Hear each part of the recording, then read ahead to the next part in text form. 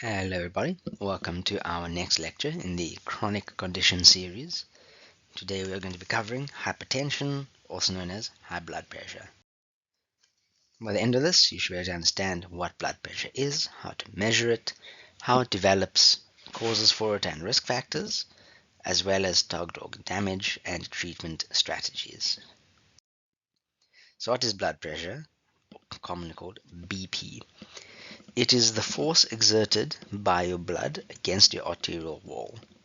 It is divided into your systolic and diastolic reading, i.e. the top number and the bottom number, normally written as systolic over diastolic. Your systolic is the pressure that's measured during ventricular contraction. So if your heart pumps and squeezes blood, it exerts pressure against the arterial wall, and that is read using your blood pressure cuff. Higher pressures are more indicative of higher blood volume, increased force or contraction, or more arterial stiffness. Then your diastolic is your pressure during ventricular relaxation. So once the arteries are relaxed, the heart is relaxed.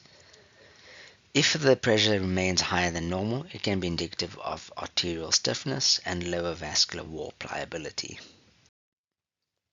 How is blood pressure calculated? BP equals CO times SVR. Blood pressure equals cardiac output times systemic vascular resistance.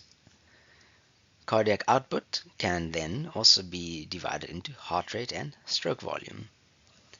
So if your heart rate increases, so can your blood pressure.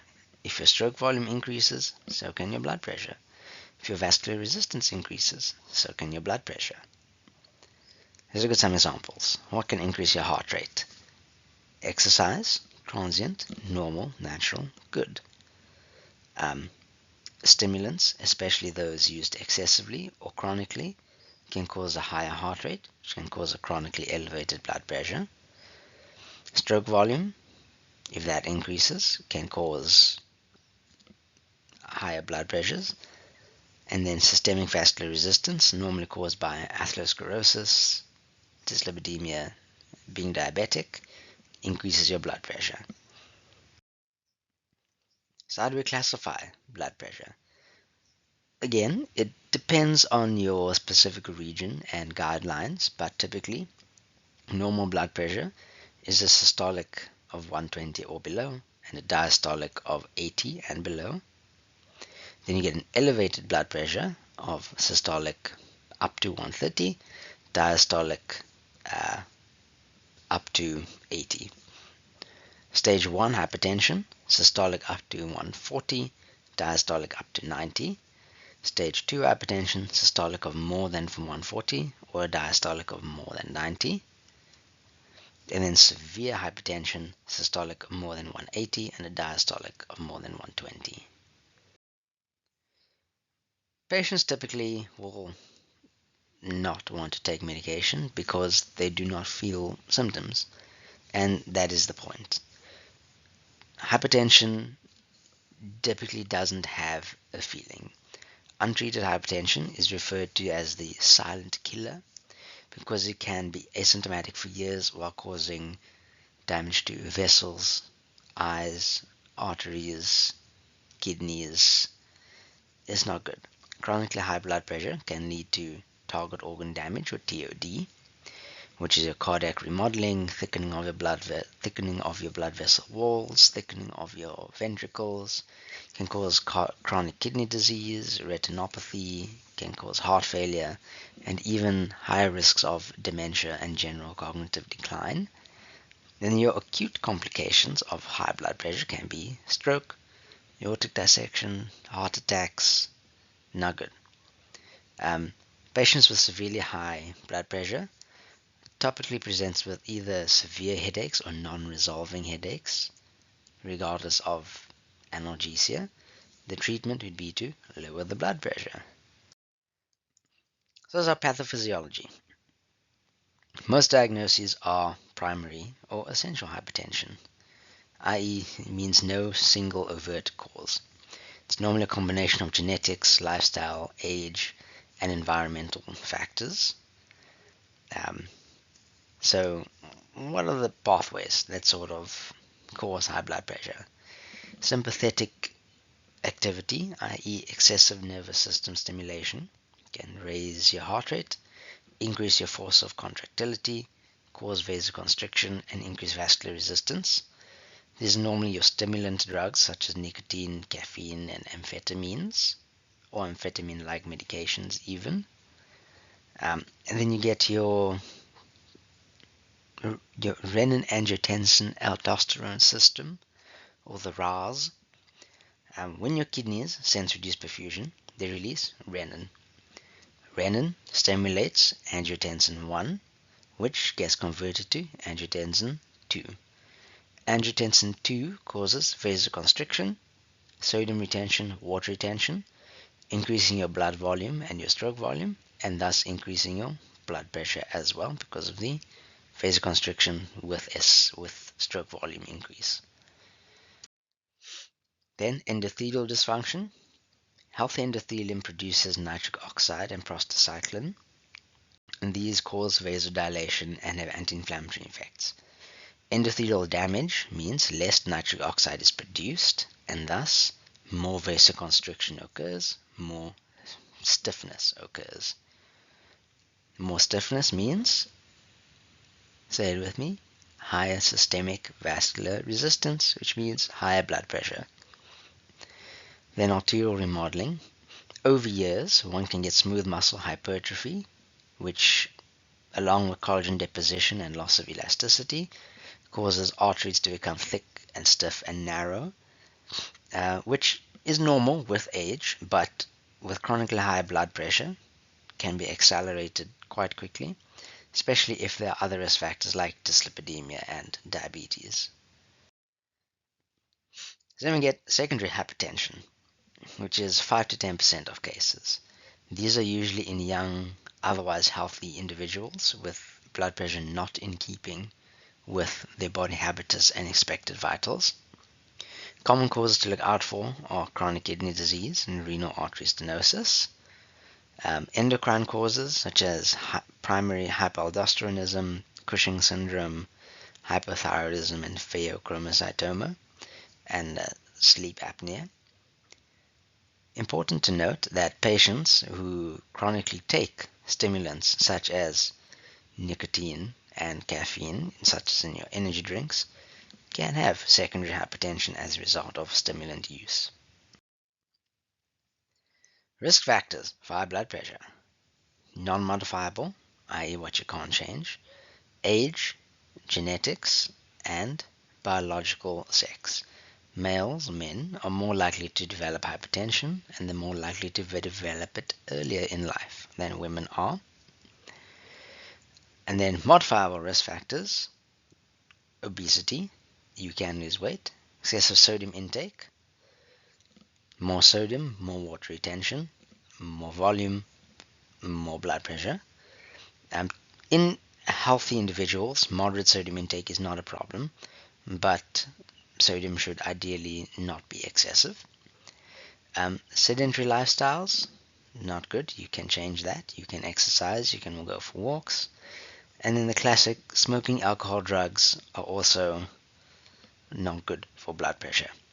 Chronic stress and poor sleep can also lead to increased blood pressure due to sympathetic nervous system stimulation.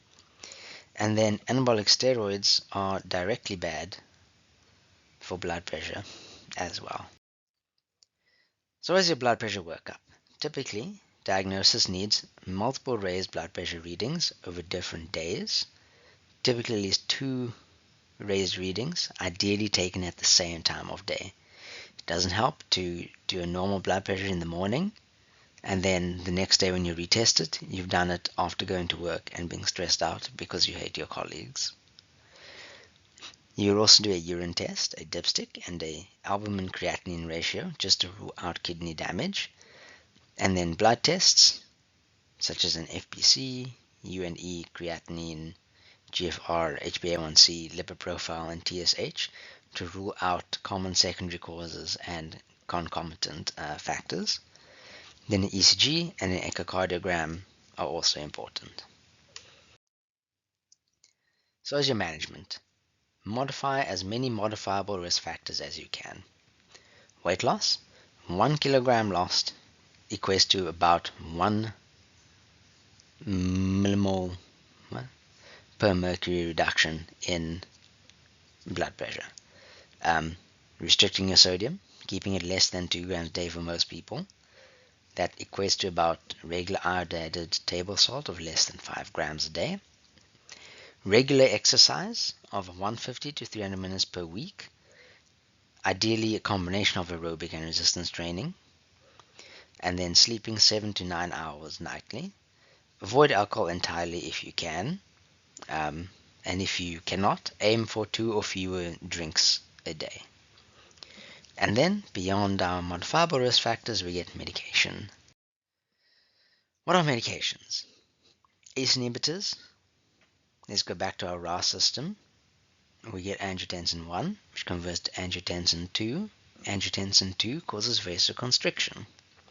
So, ACE inhibitors stop the release of angiotensin converting enzyme, which means less angiotensin 2 gets created, which means less vasoconstriction, which means more vasodilation. Dilation means less systemic vascular resistance, means lowered blood pressure. Commonly used one is enalapril, dosed at 5 to 20 milligrams once to twice daily. Angiotensin receptor blockers are then also another option, losartan, telmisartan. They stop angiotensin from binding to the receptor, therefore increasing vasodilation. Then you get your calcium channel blockers, which block your calcium channel repolarization and depolarization, lowering the force of heart muscle contraction. That's typically your amlodipine, 5 to 10 milligrams once daily. Thiazide diuretics lowers blood volume and thus lowers your stroke volume and your preload. That's normally hydrochlorothiazide, 12.5 to 25 milligrams once a day. Loop diuretics are also used. They are the same as for thiazide diuretics, however, they are not potassium sparing. So that would be furosemide, typically 40 to 80 milligrams once to twice daily. And then beta blockers lower your heart rate, thus lowers cardiac output, thus lowers blood pressure. Tenolol, carvedilol, bisoprolol are typically used. Common practice combinations, assuming monotherapy is not adequate, is normally your ACE inhibitor or an angiotensin receptor blocker with a calcium channel blocker. Example, telmisartan or enalapril plus amlodipine. And then onto that, you can add a diuretic, normally hydrochlorothiazide. And then in resistant hypertension, after your diuretic, you would add spironolactone after you've excluded secondary causes for your high blood pressure. Ideally, do not have someone on a ACE inhibitor and an angiotensin receptor blocker because that's too much effect on the RAS system, which can have other side effects downstream. Useful adjuncts for this is L-citrulline, 3 to 5 grams twice daily. It is an over-the-counter supplement that you can typically get in sports products. It converts to arginine, and arginine converts to nitric oxide. Nitric oxide is a vasodilatory agent. For men, especially, tadalafil, 5 to 10 milligrams once daily. I guess women as well, but most people using it are men. It is a PDE5 inhibitor. PDE5 breaks down nitric oxide, so inhibiting it inhibits the breakdown of nitric oxide, which leads to greater and longer vasodilation, especially when combined with citrulline. Tadalafil alone normally can cause a 5 to 10 reading drop in your systolic blood pressure. Caution, ideally skip tadalafil in patients using nitrates concurrently for heart conditions. So what are our problems? Hypertensive urgency is typically a reading of 180 over 120 or more without acute organ damage, either symptomatic or presenting with a headache. You want to reduce the blood pressure to normal over 24 to 48 hours. Usually a 10 to 20% reduction is discharge criteria. Ideally, the headache, if present, should resolve before discharge. Typically treated with a stat dose of 5 to 10 milligrams of amlodipine or 5 to 10 milligrams of enalapril. If the patient is fluid overloaded as well, then stat dose of 40 to 60 milligrams of furosemide can be given. These doses can be titrated to effect and changed depending on the patient. So what are your red flags to look out for? If a patient presents with new neurology, chest pain, changes in known chest pain with a different character, if they have shortness of breath of sudden onset, vision changes, and altered mental status. Important, they need an ECG, chest x-ray, CT brain if needed, and troponins. Obviously